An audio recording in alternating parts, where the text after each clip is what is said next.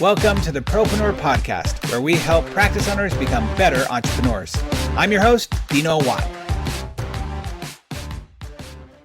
And welcome once again, everybody, to the Propreneur Podcast. I'm your host, Dino Watt. As always, I'm excited to have you here listening in, wherever you're listening, whether you're out taking a walk or you're on a treadmill or you're driving in your car on your way to work. I just want to tell you how much we appreciate you tuning in every week. And for those of you that haven't subscribed, please do so. If you have subscribed already, thank you so much. And don't forget to tell your friends and colleagues about the show, because this is the place where you're going to find the best practices on how to actually take your business to the next level.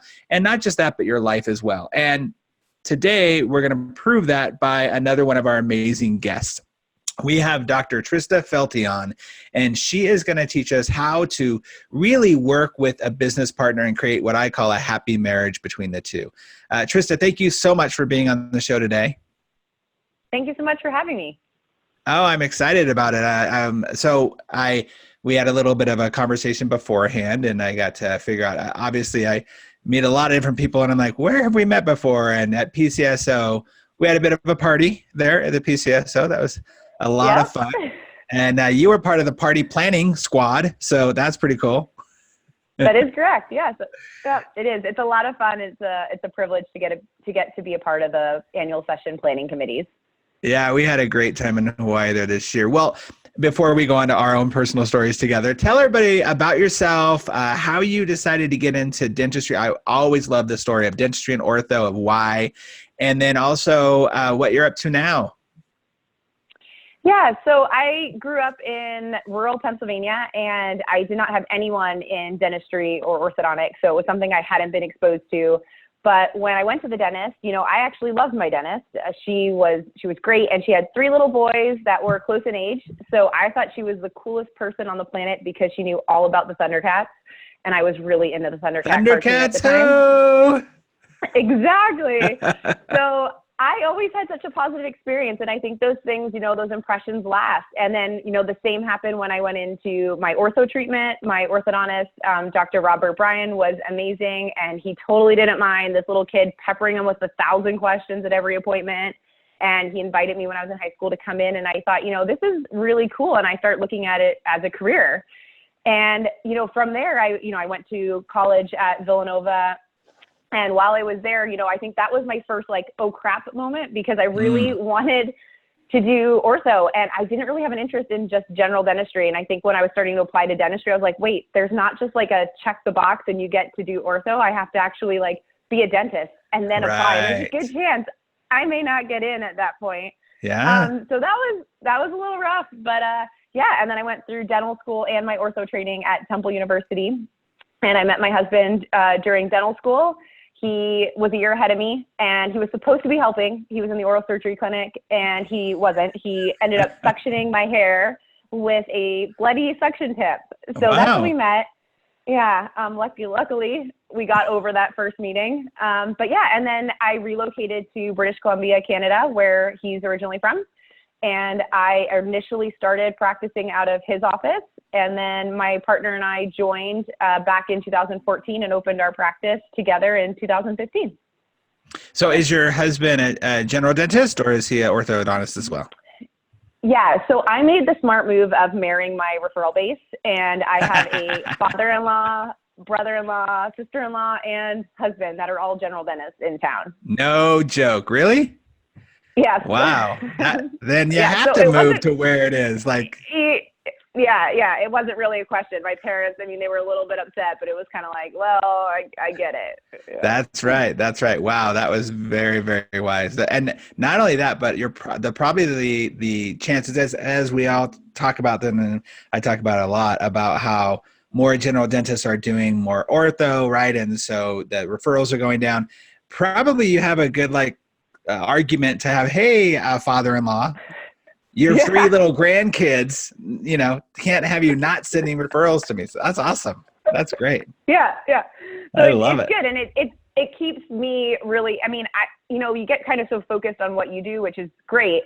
But I think sometimes, I forget what's going on in general dentistry a bit. And so it's nice too, because they keep me in the loop of, what's the new stuff and what's the new technology and what should I expect to see and all that kind of stuff.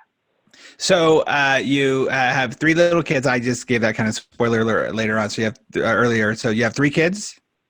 Yeah, I have three girls. They're 6, 2.5, and 1.5. Wow. Maybe we'll just take the rest of the time here to let you take a nap, and I'll just be in silence for you. Holy moly. Yeah, I know what that's like. Like we had 3 under 3. So 3 and 4 years is still like, wow. Yeah, I get it. And 3 girls. I love my girls and they love themselves a lot. And it's work. It's work. Well, yep. What I'm excited about is, so we have had a good amount of females on the show, not as many female doctors, which we're trying to get more and more of. But one of the things that I find fascinating about being a female doctor is, and I think we all know this conceptually, we all kind of get this, is that the juggling that has to go on, as well as having to lead a team of other females, isn't always the easiest thing to do. I get a lot of doctors, male doctors, are like, I don't know how to deal with women, I don't know how to do whatever, right? But really, I think there's a whole nother dynamic when it's a female trying to lead a female in a female environment with what can go on, and to empower these girls to be a true leader and showing them what can be possible. It's fascinating to me. I love I'm not just saying this because you're here, but my wife and I talk about this. I love walking into a female doctor-led environment because of what they can do. And I know there's even a bigger struggle there though too.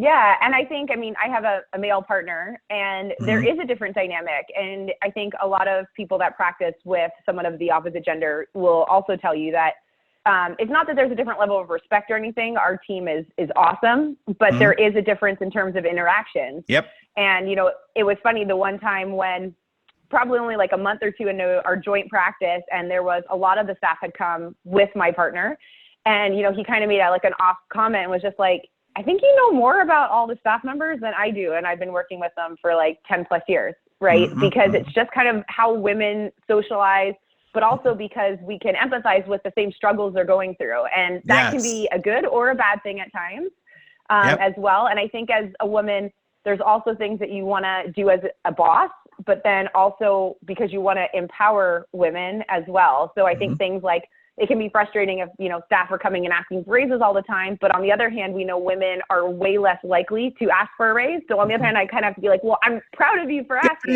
because women don't tend to do that as often as they should. So it's a balance for sure.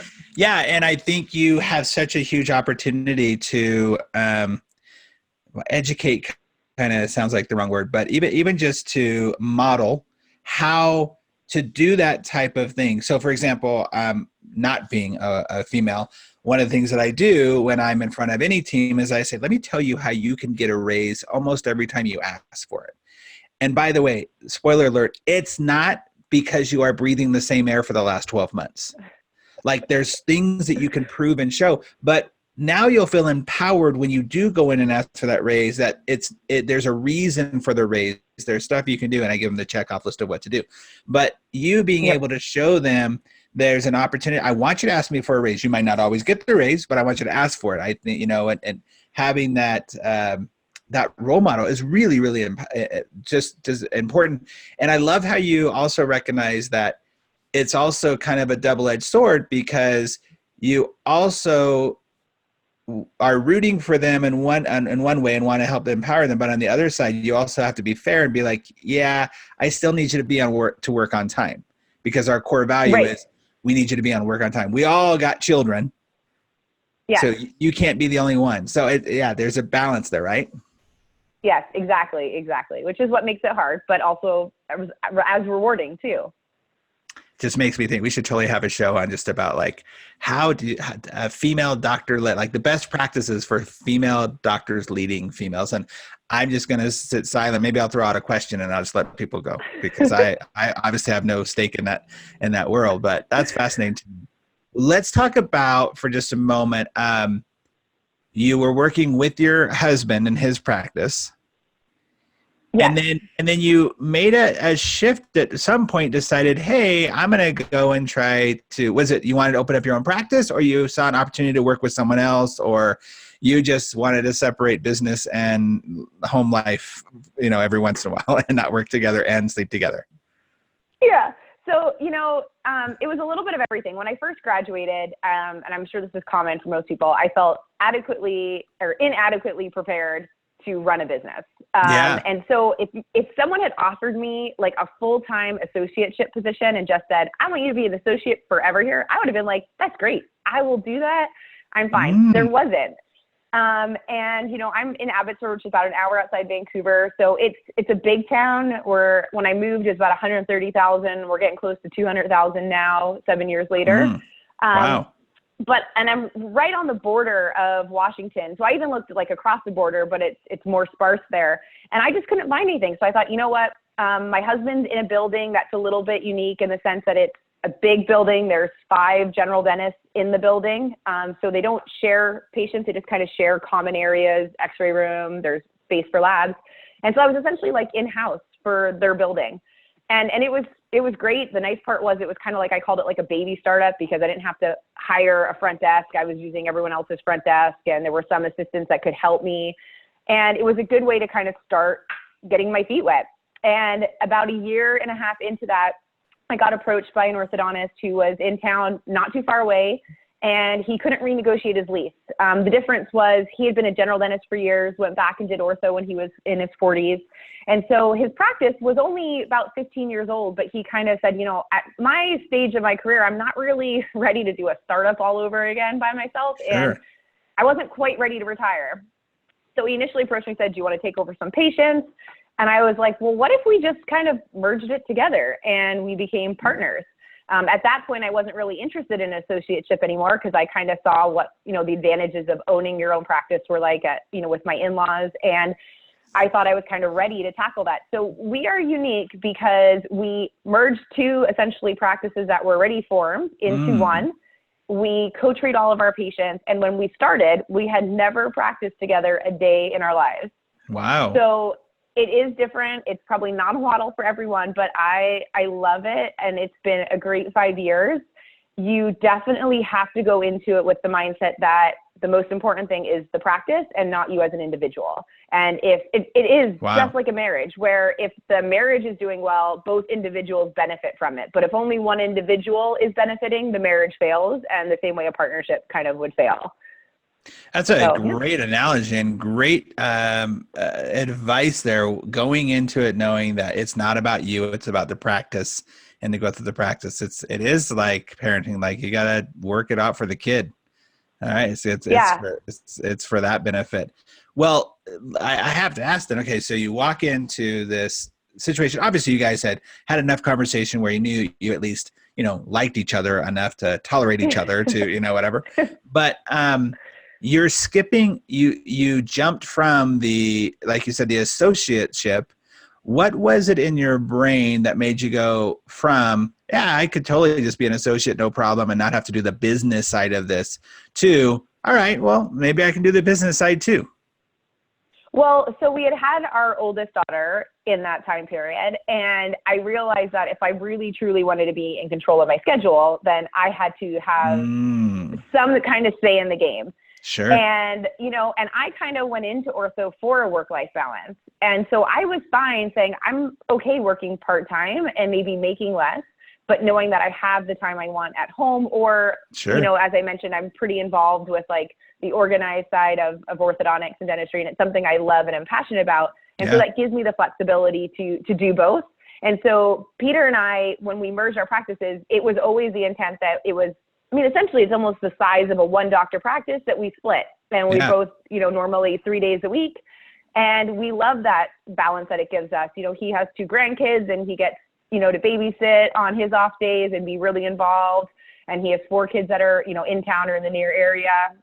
And, for me, I get to be home with my girls and do the stuff that I want to do as well. Yeah. Wow. That makes a lot of sense. So, when you get together, you decide, okay, we're going to merge this thing together. We haven't worked together. I got to assume there are some agreements that you put into place. There's some conversation around personality and energy and culture of the office and things like that. So how did that come about?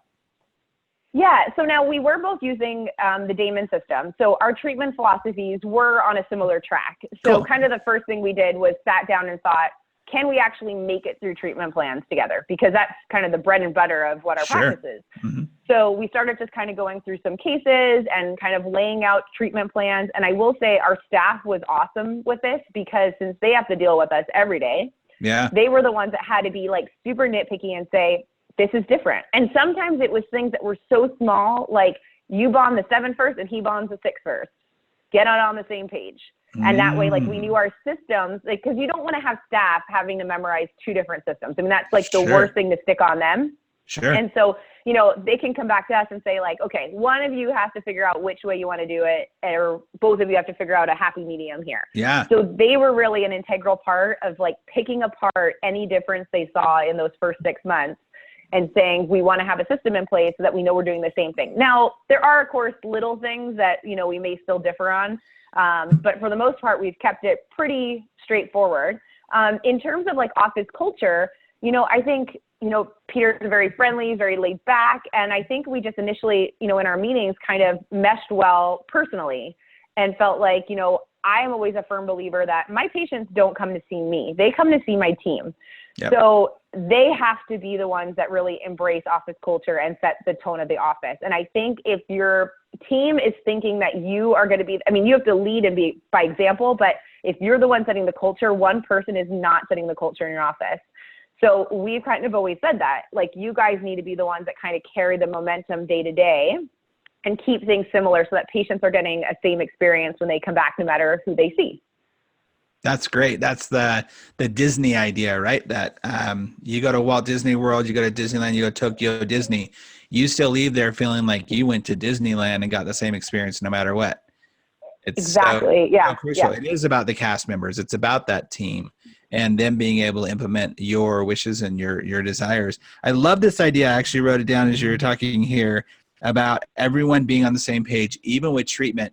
And it's something, there's a conversation that's been coming up a lot lately with my coaching clients where, you know, the ones that are talking about maybe getting an associate and what they need to do. And we talk about the type of person they want to have work with them, the personality traits and the skill level and stuff like that. But I don't know if we always sit down and say, so is there a methodology? Is there a Watt way, right? That you want that person to be open to learning so that it's not just a matter of the patients getting the same thing, but as you said, the assistants, even the treatment coordinators, they all know, oh, this is just the way we do it because it's the Disney way, right? Or it's your practice way. I think it's so important.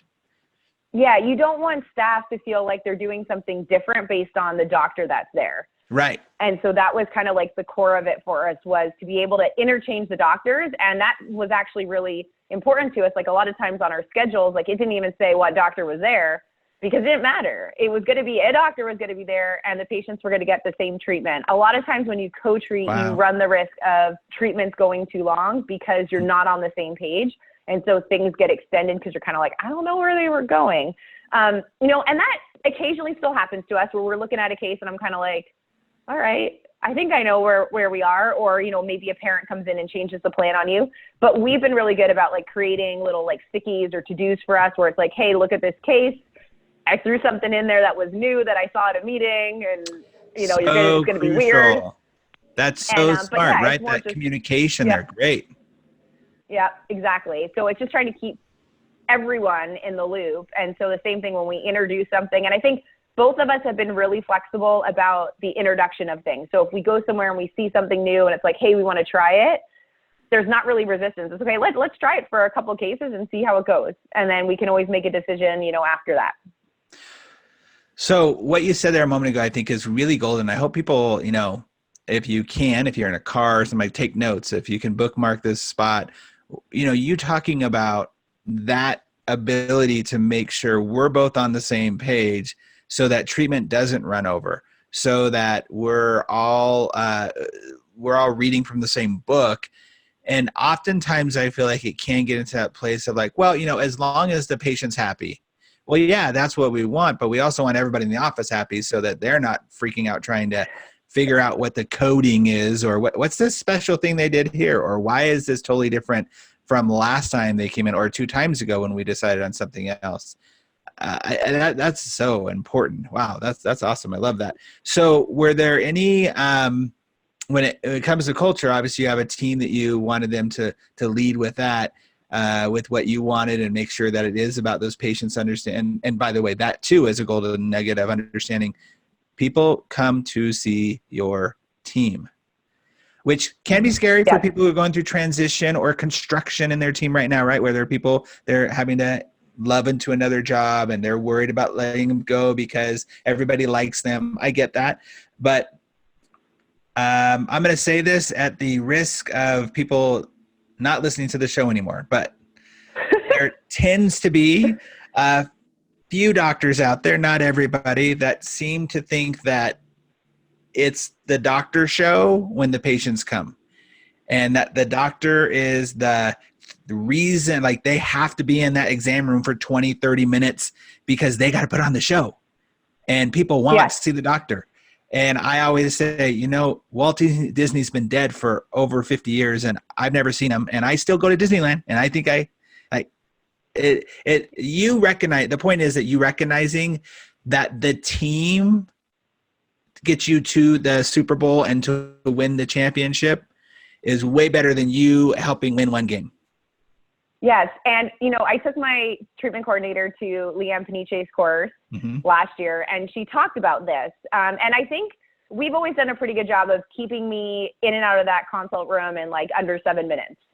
And that's probably just because I'm not helping my clinical staff if I'm not out in the clinic. That's and right. So it's, again, being respectful of their time out in the clinic, because it's not my time, it's their time. They're the ones that are rushing around and doing all the hard work.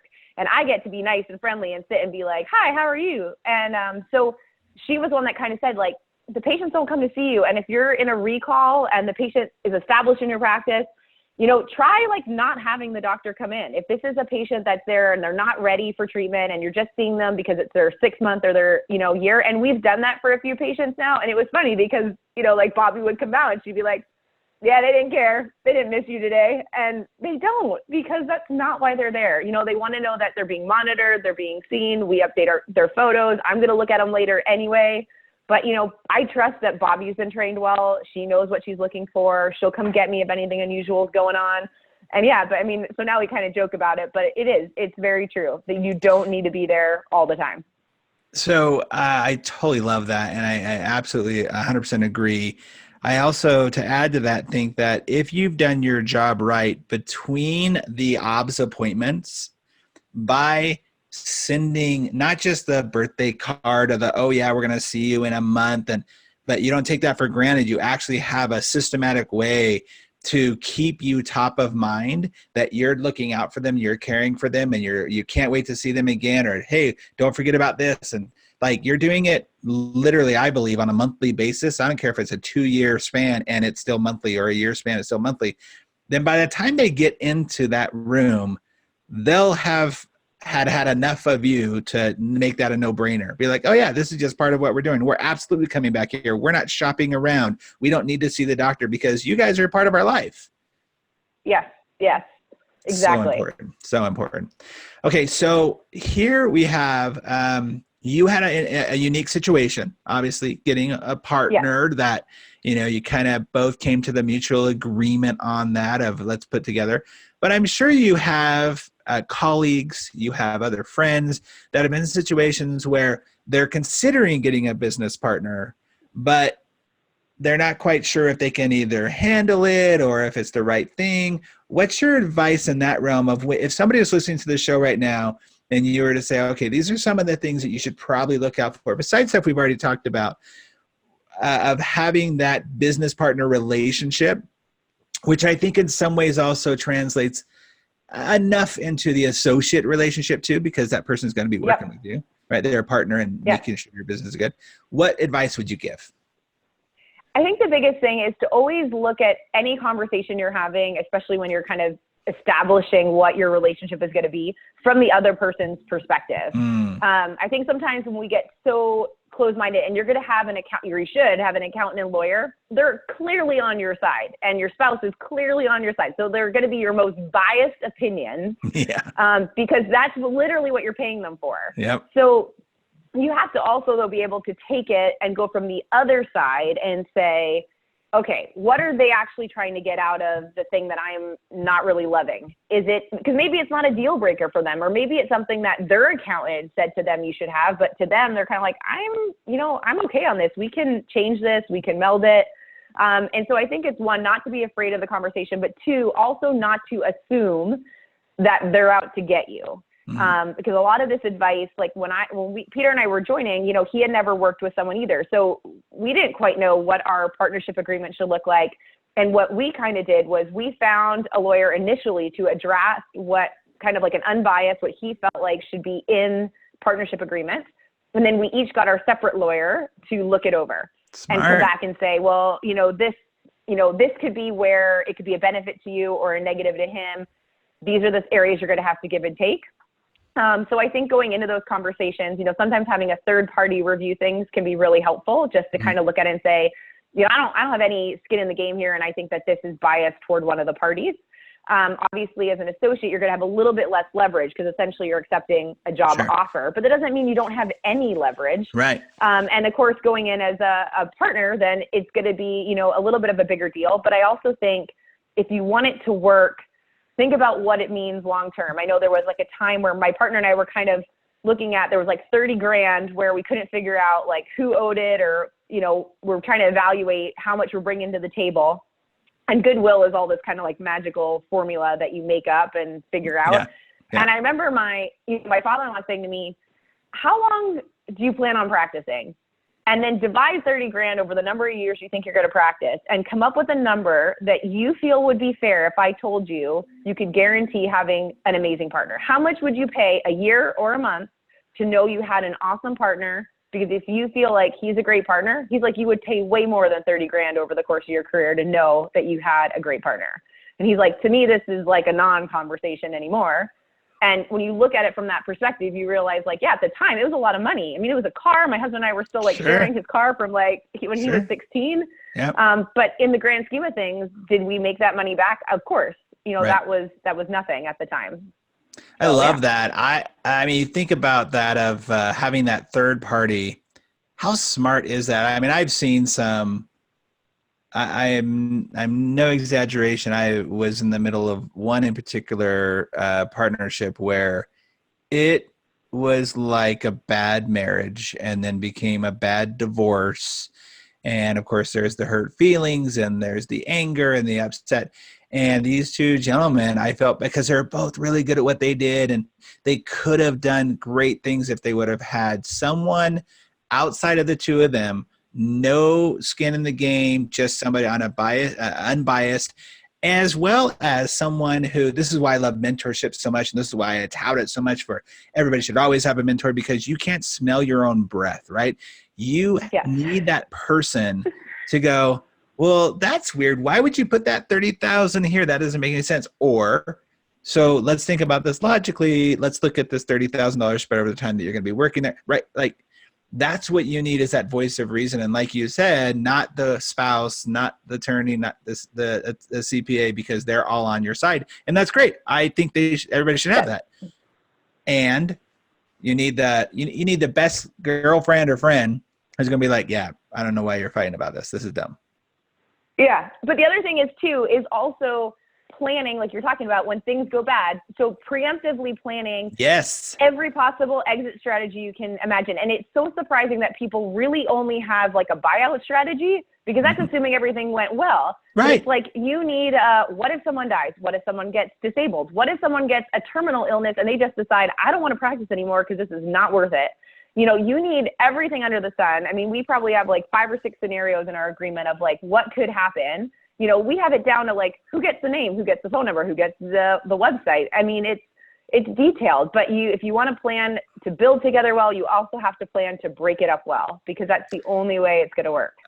That is so wise, man. As you're listing off those different things go wrong, even the secondary things that could go wrong that you don't think about, right? Like someone's spouse gets sick, and so they want to stay with them because and they don't want to work as much, or child gets sick, and they like. There's so many scenarios that we don't always plan for, but in this situation, especially as a partnership, it just makes sense. I bet it helps you sleep so much better at night. Well, it does, because then too, like if, like you said, if I had something and I wanted to go back home to Pennsylvania because my parents were sick and I decided I'm taking a couple of years off from work and I'm going to go back there, we have an agreement and like a structured way for him to buy my half immediately so that it's fair to him because he's doing it right away, and it's still fair to me. I can still get some of my money back. And I think that helps you. You don't feel like you have to stay. I mean, you want to stay. That's why you're there. It's not like, well, I don't have a good out and I'm going to take a huge loss and we've never discussed this, so I'm going to stay in this bad relationship. Yeah. It allows you to transition if you need to. And I think that's important, and it gives you a sense of security. 100%, 100%. Wow. That's all just golden stuff right there. That is amazing. Let me ask you this, because I like to always explore this, especially with my professionals, my doctors. And I don't know how aware you are of this, but many of our listeners knows that, we have private practice owners from all different specialties. We have orthodontics and dentistry and chiropractic and plastic surgeon. We're going to have a veterinarian on soon, like all over the place, because I believe that the best practices are the best practices, right? Yep. Every business, no matter how well thought out, no matter how happy we are with what we're doing, has challenges. It does, just comes with challenges. Let's go to let's be a little personal, if you will, or just like, let's be a little selfish for you. Where in your business right now do you feel you're having the biggest challenge that you're trying to overcome? I mean, I think for me, like staff management is always a challenge. And I think that's just because you always get staff in and out. And so we had a couple staff members that in the fall had moved. We had some that transitioned into different parts of their lives and took time off of work. And, in Canada, when we have mat leaves here, they're 12 to 18 months. So we also had a staff member who was out on mat leave. So then you get a whole different dynamic. That means dynamic maternity leave for us Americans. That means maternity leave for us Americans. Yeah, it's a thing you don't really get in the States. They're not just laying on a mat for 12 to 18. Like it's maternity. Yeah, which again, I, as a woman, fully support, Sure. But it's a huge challenge, right? Sure. When you get someone into the office. Now, we were lucky enough to have a temp come in who, when we had a staff member leave, now is going to be full time. But I think for me, it's kind of the best way to train new staff members without being a burden to your current staff members, because you're essentially giving them another job, right? Yep. And you're putting a lot of responsibility on them. So that's something I still kind of struggle with. We've played with a couple different things where I've done like tasks, and we've done one where I've had them shadow a specific person, and I still haven't found like the perfect recipe. I think part of it's just dynamics, but yeah, I find that's always still a struggle. Have you used videos? No, we haven't. And my husband just started recording stuff at his office. So I have a feeling yes. Yeah, I'm a big proponent of this. I actually, with all of my coaching clients, I'm like, look, you need to pop out that cell phone and record the heck out of stuff.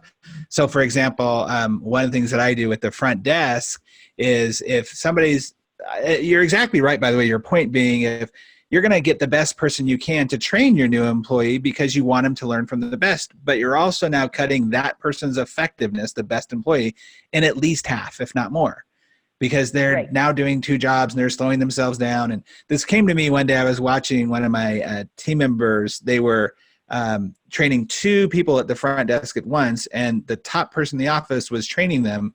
And it was like watching paint dry for me. I was like, why are we doing like, and she's doing a good job teaching them, but it's slowing everything down.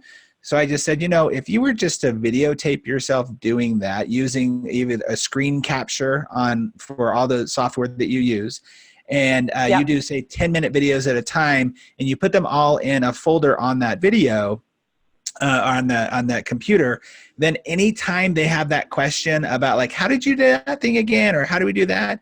Then you can just say, well, go to the folder on the computer and click on it and watch that video again. Or That's an this awesome is one idea. that I had them do is I said, take 10 of your recordings from your director of first impressions is what I call them, your front desk person or your receptionist, and have 10 recordings of various types: angry mother, happy mother, easy kid, whatever, and put those all, label them and put those in a thing, and have that new person listen to those before they even get 1 minute on that phone, so they can already know kind of what the cadence is and how do we answer every phone call. And it's already in your office. You just have to record it. And technology nowadays makes it so easy. Right. Actually, this morning, I interviewed somebody for another episode on the podcast from the owner of DINO'S. Have you heard of DINO'S before? Yes. Yes. So this is essentially what they do, and they've got their own stuff, but then you can also just upload your own to it if you want to put your own stuff in there, and it will send your team members an email every Friday to say, have you done this for compliance? Have you done this video for that? And you can like call them on it and track them on it and follow up. And anyways, I was like, this is what I'm talking about, dude. So anyways, sorry, everybody listening. We just went on a tangent on helping you fix it, but hopefully that helps somebody else in there too. No, I think that's great. I think a lot of people could use it for sure, because it's the best way for people to be reminded of things as well.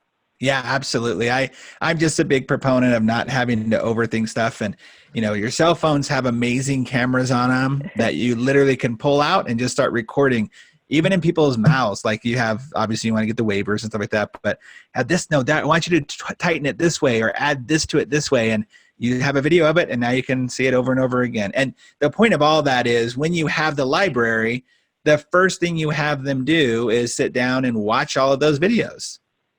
Yes. Yeah. And then the use of the best person in your office is so much faster, and it's not bogging everything down. So, wow. Awesome. Okay. We could talk for hours. I love what you've been doing here. And I love the fact that you're obviously so positive about the partnership plan that you went down and what you guys were able to do. We've kind of come to this section in our show where we ask some rapid fire questions to get some rapid fire answers back from you. Are you okay to play? All right. Yeah, of course. So the first question is a big one, which is, what is the number one thing that you wish they would have taught you in graduate school or school in general? Anything to do with business. I mean, I literally had nothing. I didn't even know how to do a normal accounting spreadsheet. I mean, anything in business would have been helpful.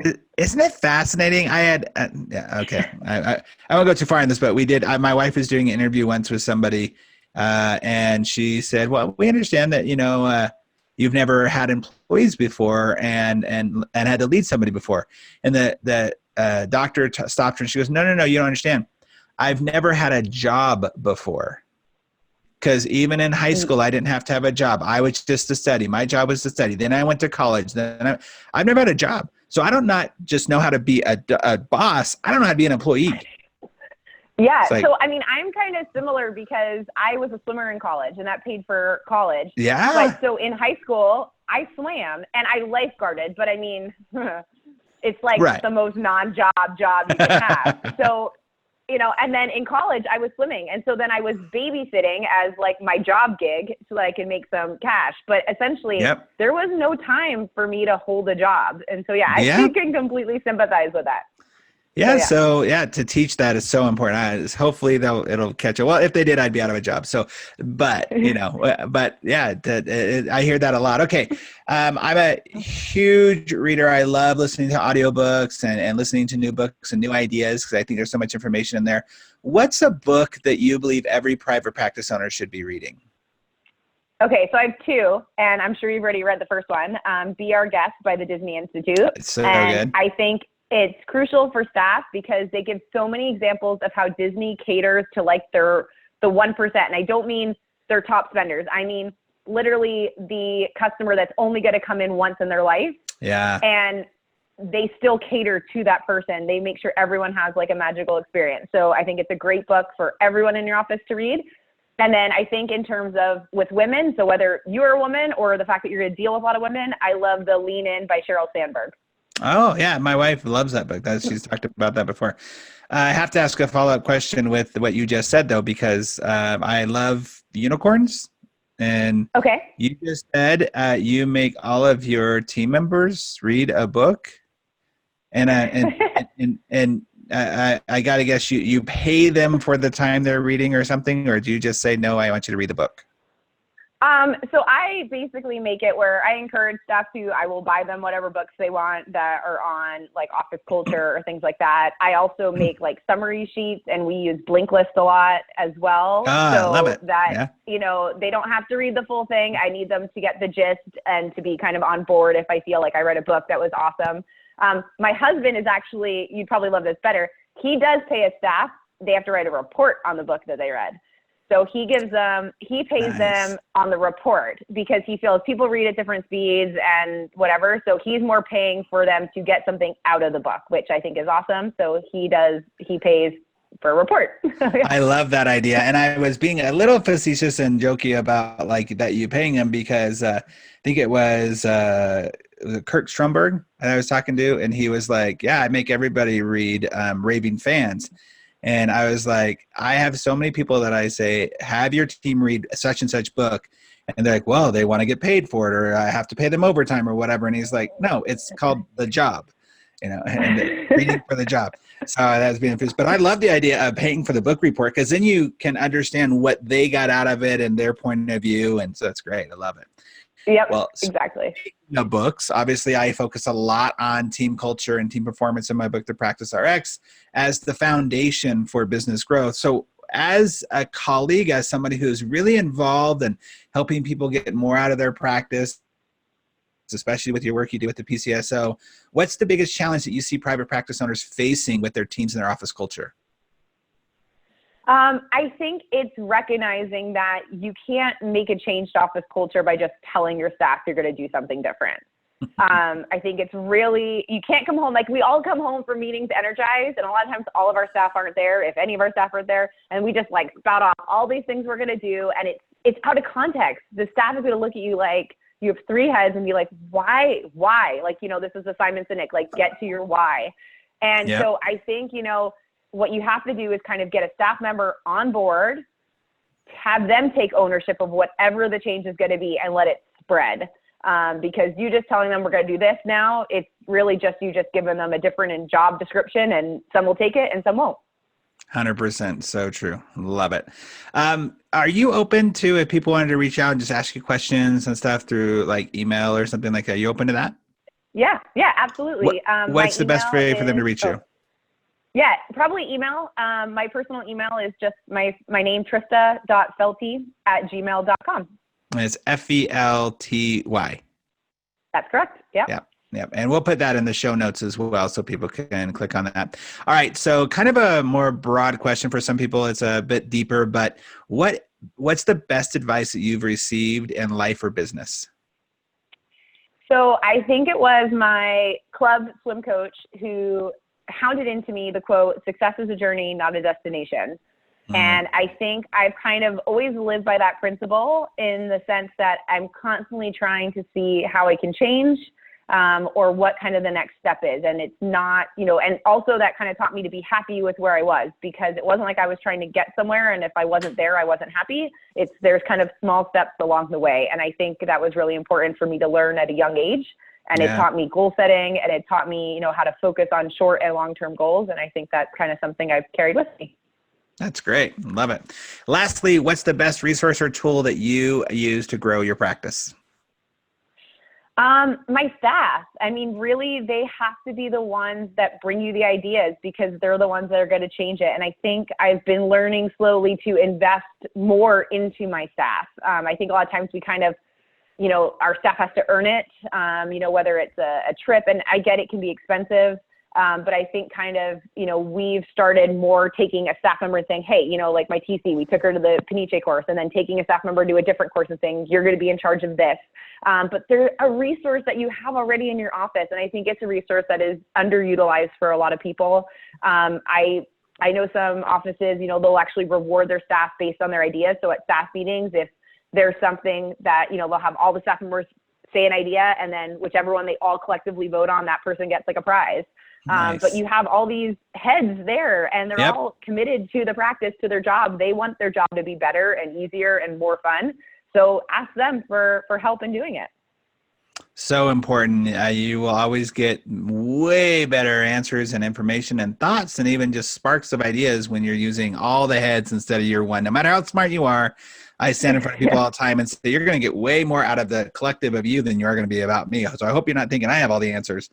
So important. Well, Dr. Felty, Trista, you've been amazing. I mean, just really thank you for such great knowledge. And I know that people are walking away from this podcast just like, wow, that was a ton of information, like a master class on how to deal with a partner and how to get into a partnership. And it really, I take it very seriously, and I honor the time that you took away from your family and from yourself to be here. I really, really do appreciate it.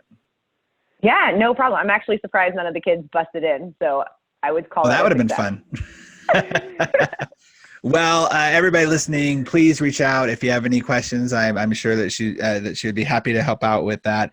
And thank you so much for being a part of the show again. For those of you that are listening and you are regular listeners, again, thank you for being here and listening to the Best Practices podcast. You know, our goal is always to help you be more proactive in your life, more profitable in your business, and always, always be the professional that you want to be. So thank you for tuning in, and we'll see you on the next episode. Thanks so much again for listening to the Propreneur podcast. We really appreciate your support. If you haven't subscribed already, please make sure you do so. Also, if you feel like you might be a good fit for our podcast as a guest, or know somebody who you think would be, go ahead and email us at dino@dinowatt.com. Again, thanks for support. We'll see you on the next episode.